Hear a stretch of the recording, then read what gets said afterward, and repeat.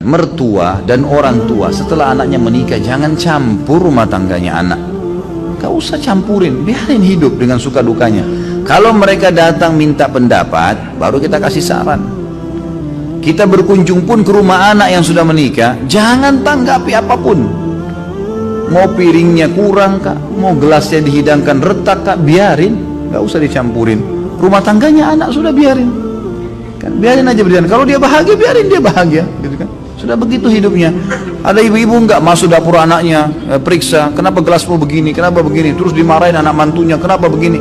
Ini ngacuin semua, banyak perceraian, 80% kena campur tangan orang tua nih. Nggak boleh, dalam Islam pun, dalam syariat tidak ada campur tangan orang tua lagi, selesai. Amanah saya sebagai orang tua, anak saya perempuan sampai menikah, setelah nikah serahin pada suaminya. Ada masalah, dikonsultasikan, ya oke, kita pecahin, gitu kan. Tapi kalau tidak ada apa-apa lalu kita campurin, jangan.